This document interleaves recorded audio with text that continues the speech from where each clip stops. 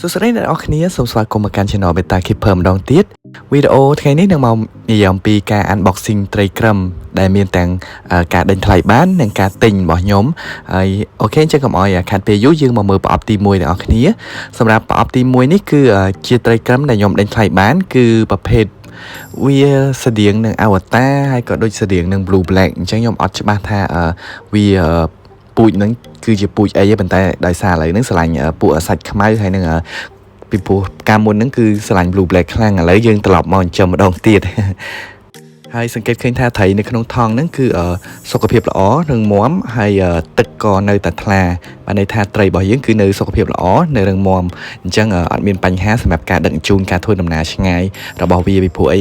បើតាមដឹងមកគឺសិតតែផ្ញើមកពីខេត្តអញ្ចឹងអាចនឹងសម្រាប់ Blue Black នេះបើតាមពិតទៅគឺនៅកន្លែងផ្ញើហ្នឹងឡើង2យប់បានខ្ញុំបានទៅយកអញ្ចឹងហើយសម្រាប់ប្រអប់មួយទៀតនេះគឺត្រីក្រឹមដែលខ្ញុំទិញគឺប្រភេទ Super Red ដែលអ្នកលក់គាត់នឹងបានថែមមកខ្ញុំមួយផងដែរអូខេអញ្ចឹងចាំខ្ញុំដាក់ឈ្មោះអ្នកលក់នៅខាងក្រោមវីដេអូហ្នឹងគឺ description ខាងក្រោមឃើញលោកណាគេដែលចង់ទិញពីគាត់ដែរគឺអាចទៅទិញបានហើយសម្រាប់ត្រីក្រឹមនៅក្នុងថង់ហ្នឹងគឺយើងអត់ដឹងថាត្រីរបស់យើងគឺមានបញ្ហាអីយ៉ាងណាដោយសារតែគឺគេខ្ចប់2ជាន់ហើយថង់ខ្មៅទៀតជាងយើងអាចមើលអត់ដឹងប៉ុន្តែខ្ញុំជឿជាក់ថាវាអត់អីសម្រាប់ការធ្វើដំណើរតែមួយយប់ហើយអញ្ចឹងខ្ញុំក៏បានដាក់ត្រាំនៅក្នុងកែវដែលខ្ញុំបានត្រៀមរួចស្រេចដោយកែវដែលខ្ញុំដាក់ត្រាំហ្នឹង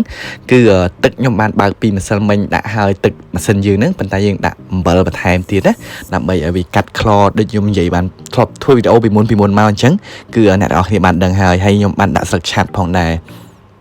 សម្រាប់ការត្រាំត្រីនៅក្នុងកែវដែលយើងបានត្រៀមហ្នឹងគឺអាចប្រើរយៈពេលពី15នាទីទៅ20នាទីគឺដើម្បីឲ្យសីតុណ្ហភាពនៅក្នុងថង់និងទឹកគឺវាស្មើគ្នាហើយមួយទៀតគឺនៅពេលដែលខ្ញុំទិញមកត្រីមកថ្មីចឹងគឺខ្ញុំអត់យកទឹកដែលនៅក្នុងថង់ហ្នឹងដោយសារវាអាចមានជាតិកខ្វក់មានមេរោគឬមួយយ៉ាងណាចឹងយើងអាចដឹងទេដោយសារតែប្រភពគឺដោយសារតែប្រភពមកពីកន្លែងផ្សេងពីទឹកដែលយើងចិញ្ចឹមចឹងអាចមានអត់ល្អយ៉ាងណាឬមួយក៏វានៅក្នុងថង់នោះវាមានជាតិពុលវាយូរថ្ងៃអញ្ចឹងទៅវាជក់អីអញ្ចឹងទៅវាធ្វើឲ្យទឹកនឹងអត់ល្អអញ្ចឹងយើងចាក់យកតែត្រីចេញមកហើយដាក់ត្រីរបស់យើងនឹងចូលទៅក្នុងកែវតែម្ដងដោយសារតែយើងបានត្រាំវាដែលភាសាអង់គ្លេសហៅថា acclimate វានឹងឲ្យស៊ាំជាមួយនឹងសីតុណ្ហភាពនៅក្នុងថង់របស់វាហើយសម្រាប់ត្រីក្រឹមដែលខ្ញុំទិញក៏ដូចជាត្រីក្រឹមដែលខ្ញុំបានដេញថ្លៃមកហ្នឹងគឺគោលបំណងតែមួយគឺចង់យកមកបង្កាត់ណាដោយសារមួយរយៈនេះអាចមានពេលក្នុងការមើលថែបានជាងមុនអញ្ចឹងទៅបានធ្វើការចាប់ផ្ដើមបង្កាត់វិញក៏ដូចជាបានធ្វើវីដេអូឲ្យអ្នកនរគ្នាបានមើលបន្តទៀតដែរហើយនេះគឺជាឈ្មោល Super Red ដែលខ្ញុំបានយកមកហ្នឹងគឺ form វាស្អាតមែនទែនហើយពណ៌វាក៏ល្អផងដែរពណ៌របស់វាគឺដិតក្រហមវាមិនមែនក្រហមកម្ៅក្រហមវាបែកក្រហមខ្ចីអញ្ចឹងហើយវាធ្វើឲ្យពណ៌ហ្នឹងស្រស់តែខ្ញុំឆ្លាញ់ពណ៌ហ្នឹងគឺខ្ញុំឆ្លាញ់ Super Red ដែលជាលក្ខណៈពណ៌ខ្ចីហើយនេះគឺ multi color ដែលអ្នកលក់ចិត្តល្អគាត់ថែមឲ្យផងដែរអរគុណច្រើនអ្នកលក់ហើយសម្រាប់ត្រីថ្មីដែលខ្ញុំយកមកហ្នឹងគឺប្រភេទពួកខ្ញុំសុំហៅថា Blue Black ចុះពួក Blue Black ហ្នឹងគឺរៀងនៅតូចបន្តិចអាចនឹងអាយុវាតិចអញ្ចឹងខ្ញុំត្រូវការបំពន់វាឲ្យបានយូរបន្តិចសិនចាំខ្ញុំបង្កាត់ហើយសម្រាប់ Super Red នេះគឺទំហំនិងរូបរាងរបស់វានឹងគឺមើលទៅពេញវ័យអាចបង្កាត់បានតែម្ដងប៉ុន្តែខ្ញុំធ្វើការបំពន់ដូចគ្នាដោយការបំពន់ហ្នឹងគឺខ្ញុំធ្វើការឲ្យចំណីក៏ដូចជាអាសាវាអួតឲ្យអាសាវាបាន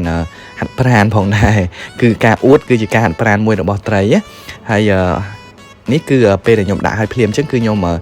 បិទវាកុំឲ្យវាមើលឃើញគ្នាតែវាមើលឃើញគ្នាវាអាចនឹងអួតវាអាចនឹងអីវាធ្វើឲ្យត្រីរបស់យើងនឹង stress ថែមមួយកម្រិតទៀតអញ្ចឹងរយៈពេលដែលវាធ្វើដំណើរមកពីកន្លែងអ្នកលក់មកដល់ផ្ទះខ្ញុំគឺវា stress មកតង់ហើយអញ្ចឹងនេះក្រោយពីខ្ញុំបាន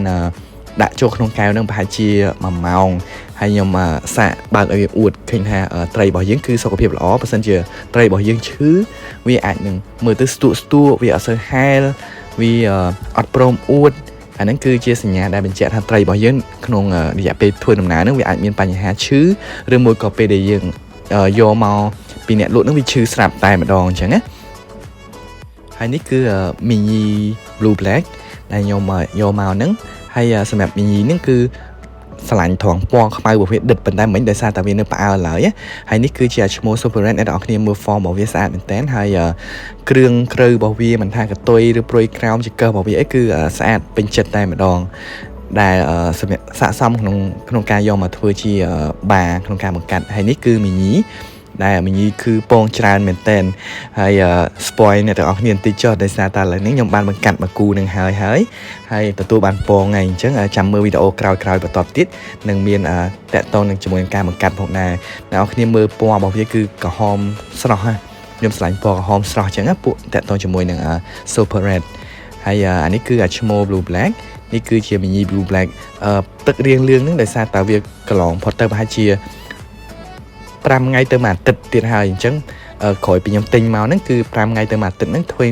ឃើញថាត្រីរបស់យើងហ្នឹងគឺចាប់ផ្ដើមស៊ាំជាមួយនឹងបរិយាកាសក៏ដូចជាទឹកដែលវារស់នៅនឹងហើយកន្លែងដែលយើងចំនឹងហើយអញ្ចឹងបើសិនជាត្រីណាដែលយើងចង់បង្កាត់គឺចាប់ផ្ដើមអាចបង្កាត់បានតែម្ដងគ្រាន់តែថាយើងត្រូវបំពន់វាដោយការឲ្យចំណីឲ្យបានគ្រប់គ្រាន់ហើយនៅក្នុងការបំពន់នឹងផងដែរគឺខ្ញុំប្រើប្រាស់ចំណីដូចជាArtemia classico Artemia pure ហើយនឹងមានចំណីក្របតិចតួចផងដែរអូខេសម្រាប់អ្នកដែលចង់ឲ្យខ្ញុំធ្វើវីដេអូអ្វីផ្សេងៗទេគឺអាច comment នៅខាងក្រោមវីដេអូនឹងបានហើយបើសិនជាពេញចិត្តវីដេអូនេះកុំភ្លេចចុច like ចុច share និងចុច subscribe មក Channel Beta Keeper ផងអញ្ចឹងជួបគ្នានៅវីដេអូបន្តទៀតអរគុណច្រើនបាយបាយ